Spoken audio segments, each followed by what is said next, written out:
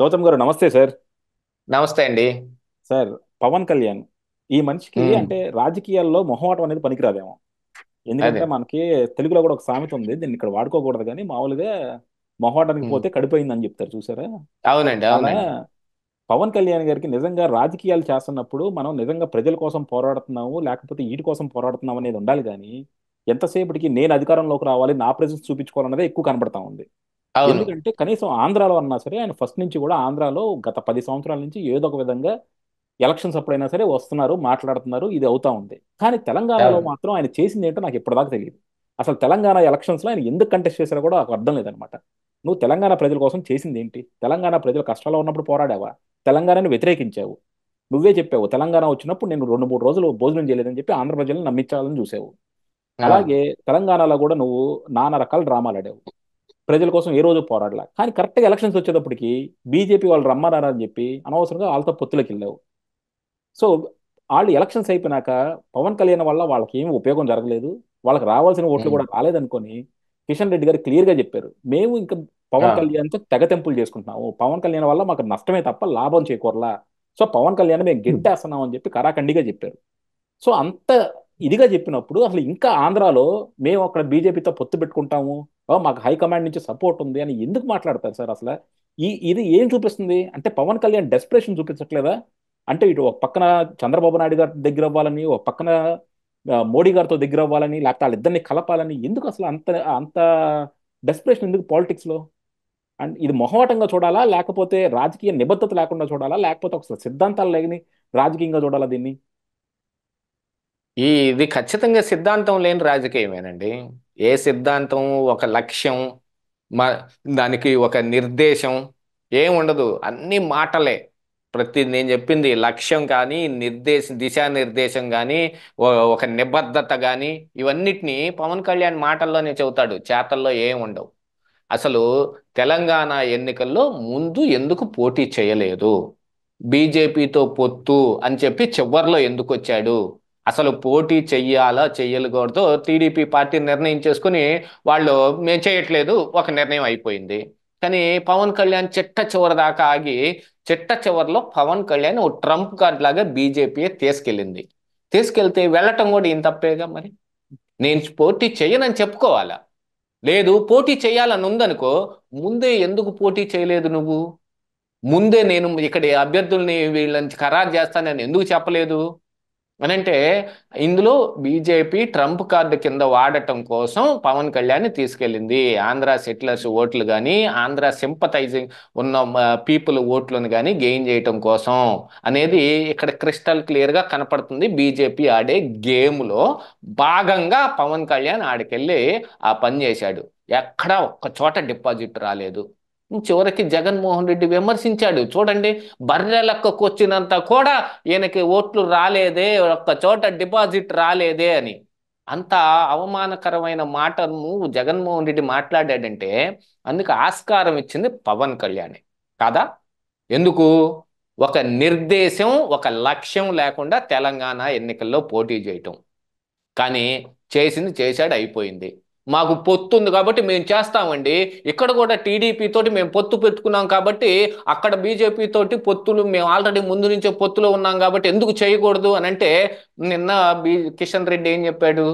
మేము సార్వత్రిక ఎన్నికలకి, వచ్చే పార్లమెంటు ఎన్నికలకి ఒంటరిగానే వెళ్తాం, మేము ఎవరితో పొత్తు పెట్టుకోం అని చెప్పేశాడు. అంటే పవన్ కళ్యాణ్ని కూరలో కరేపాకులాగా తీసి ఇసిరవతల బారేశాడు. అంటే పవన్ కళ్యాణ్ గెంటేశాడు.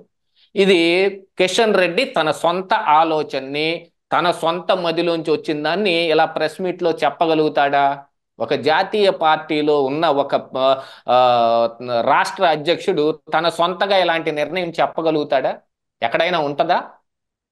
ఎక్కడా ఉండదు. ఇది ఈ మాట కిషన్ రెడ్డి చెప్పాడు అని అంటే ఇది పైనుంచి వచ్చిన ఆర్డరే అయి ఉండాలి. అంటే పవన్ కళ్యాణ్ని వాళ్ళు తీసి పక్కనేశారు. ఇతనితో ఏం ఉపయోగం లేదు. మరి ఆంధ్రాలో ఏమన్నా గేమ్ ఆడదాము, జగన్మోహన్ రెడ్డికి ఉపయోగపడేటట్టుగా ఏమన్నా చేద్దాము అని అంటే పోయి టీడీపీతో పొత్తని ముందుగానే అనౌన్స్ చేసేసాడు. ఆల్రెడీ దీనికంటే ముందు ఒక కొన్నాళ్ళు ముందు జరిగిన ఎమ్మెల్సీ ఎలక్షన్స్ మనం గుర్తెచ్చుకోవాలి. వైజాగ్లో పట్టభద్రుల ఎమ్మెల్సీ ఎలక్షన్ జరిగినప్పుడు అక్కడ అభ్యర్థి ఏం చెప్పాడు? ఈ అవును. జనసేన వాళ్ళు మాకు అస్సలు ఏమీ సహకారం సపోర్ట్ సార్. అవును. అందలేదు, ఇలా ఈ ఉమ్. పొత్తు ఉంటేనే లేకపోతేనే అన్నాడు. ఆ రోజు నుంచి బీజేపీ అదే మాట మీద ఉంది. కానీ పవన్ కళ్యాణే ఏ లక్ష్యం లేకుండా పనిచేయతా ఇప్పుడు చివరాఖరికి ఇంత అవమానకరమైన ఎక్కడన్నా ఉంటుందా? ఇప్పుడు బీజేపీ తోటి టీడీపీ తెగతెంపులు చేసుకుందండి. చేసుకున్న వాళ్ళు చేసేసుకున్నారు. ఇక్కడ ఉన్న బీజేపీ నాయకులు, గవర్నమెంట్లో ఉన్న మంత్రులు రాజీనామా చేసేశారు. అక్కడున్న టీడీపీ నాయకులు, అక్కడ ఉన్న గవర్నమెంట్లో ఉన్న వాళ్ళు రాజీనామా చేసేశారు. తర్వాత ఎవరికి వాళ్ళు పోటీ చేశారు. ఉమ్. ఎవరి బలం వాళ్ళు చూపించుకునే ప్రయత్నం చేశారు. కానీ ఇప్పుడు ఇక్కడ ఎలా ఉంది? బీజేపీయే వీళ్ళని మెడబొట్టుకొని బయటకు గెంటినట్లేదు అవును. పవన్ కళ్యాణ్ని. ఇంటి లోపలికి రాని పిలిచి ఇంట్లో మాట్లాడాల్సిందంతా మాట్లాడిన తర్వాత నీతో అసలు ఏం ఉపయోగం లేదని బయటకు నెట్టి తలుపేసుకున్నారనుకో ఎలా ఉంటుంది? ఇప్పుడు పవన్ కళ్యాణ్ పరిస్థితి అట్నే ఉంది. ఇప్పుడు పవన్ కళ్యాణ్ని బీజేపీ పొత్తులోంచి గెంటేసింది, బయటకు నెట్టేశారు అనే దానికి ఖచ్చితంగా కిషన్ రెడ్డి వ్యాఖ్యలు ఉంటాయి. ఎందుకు?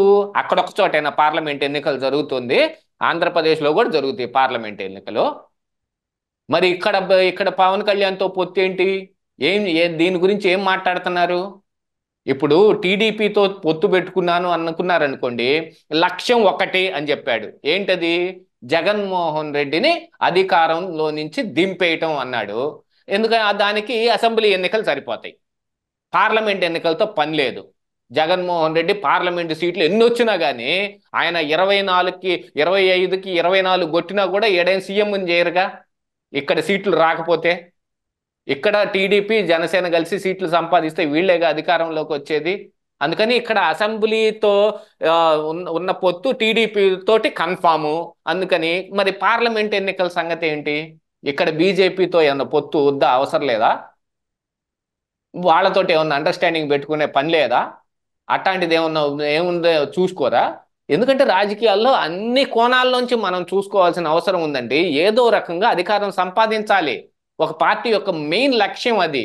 నువ్వు ఎన్ని సంవత్సరాలు రాజకీయం చేసినా ఏదో ఒకసారి నువ్వు అధికారంలోకి వస్తే నువ్వు అనుకున్న పనిని చేసే అవకాశం నీకు వస్తుంది. నువ్వు ఏ ప్రజలకైతే మంచి చేయాలనుకున్నావో ఆ ప్రజల కోసం నువ్వు అధికారం సంపాదించాలి. ఆ సత్తా ఉన్నోడే పార్టీ పెట్టాలి, ఆ సత్తా ఉన్నోడే రాజకీయాల్లో ఉండాలి. పవన్ కళ్యాణ్కి నిజంగా ఆ సత్తా లేదు. ప్రస్తుతానికి ఉందని ఎవరన్నా అన్నా కూడా అది పెద్ద భ్రమ మాత్రమే, అంతకు మించి ఏం లేదు. కానీ బీజేపీతో పొత్తు, టీడీపీతో పొత్తు, వీటిల్లో నుంచి ఆల్రెడీ బీజేపీ ఇప్పుడు గెంటేసింది. తర్వాత టీడీపీ ఏం చేసిందో తెలియదు. పోయిన 2014 ఎన్నికలప్పుడు ఆయనే బీ టీడీపీని తిట్టరాని తిట్లన్నీ తిట్టేసి బయటకు వచ్చేసాడు. ఆ తర్వాత సొంతగా పోటీ చేసుకున్నాడు. అది మళ్ళీ పోయి బీజేపీతో పొత్తు అన్నాడు. పొత్తు ఏ లక్ష్యంతో పెట్టుకోవాలో కూడా ఒక లక్ష్యం లేదు పవన్ కళ్యాణ్కి. అసలు పార్టీ ఏ లక్ష్యంతో పెట్టాడు, పొత్తు ఏ లక్ష్యంతో పెట్టుకుంటున్నాడు, ఒక లక్ష్యం ఏమిటి, దిశానిర్దేశం ఏముంది, నిబద్ధత ఏముంది? ఈ మూడు పవన్ కళ్యాణ్ మాటల్లో తప్ప చేతల్లో లేవు. ఆ ఆ విషయంలో పవన్ కళ్యాణ్ టోటల్గా పూర్గా ఉన్నాడు కాబట్టే బీజేపీ ఈరోజు ఆయన గెంటేసింది బయటికి. యా, డెఫినెట్గా. ఎందుకంటే పవన్ కళ్యాణ్ గారు తీసుకునే అసందర్భ నిర్ణయాలు మాత్రం ఆయనకి రాజకీయాల్లో ఎప్పుడైనా చూడాలి. మనం అంతకుముందు కూడా మాట్లాడుకున్నాం. 40 సంవత్సరాలు రాజకీయాలు చేసిన తెలుగుదేశంలోనే ఇప్పటికి కూడా ఆయన స్టాండ్లు జనాలు కొన్ని ఒక్కొక్కసారి క్వశ్చన్ చేస్తా ఉన్నారు. అలాంటిది పవన్ కళ్యాణ్ గారు 10 సంవత్సరాల్లో ఆయన ఇన్నిసార్లు స్టాండ్లు మార్చారు. సో డెఫినెట్గా ఇది మాత్రం ముందు ముందు ఆయనకి ఇంకా శరాఘాతంగా మారుతుంది. ఆయన ప్రజలకి అన్ని సమాధానాలు చెప్పుకోవాలి. ఒకప్పుడు తెలుగుదేశంతో పొత్తు అన్నారు, మళ్ళీ తెలుగుదేశంతో పొత్తు పెట్టుకున్నారు. ఎందుకు పెట్టుకున్నారంటే వైఎస్ఆర్సీపీని బుజ్జుగా చూపిస్తున్నారు. అలాగే బీజేపీతో పొత్తు పెట్టుకున్నారు, బీజేపీ వాళ్ళు గెంటేశారంటే ఒక కారణం లేదు అక్కడ. సో ఎక్కడైనా సరే సిద్ధాంతాలు కాకుండా ఎక్కడికక్కడికి ఆ టైమ్లీ బెనిఫిట్స్ కోసం చూసుకుంటే మాత్రం లాంగ్ రన్ లో కంపల్సరీ ఇంపాక్ట్ అవుతుంది. అది మనం చూస్తూనే ఉన్నాం. ఇప్పటిదాకా ఒక సీటు కూడా గెలుచుకోలేని జనసేన ఇప్పటికే ఇన్ని తప్పులు చేస్తే రేపు పొద్దున ఇంకా అసలు సీట్లు ఎలా వస్తాయని వాళ్ళు ఆశిస్తారో అర్థం కావట్లేదు. Thank you sir, thank you very much.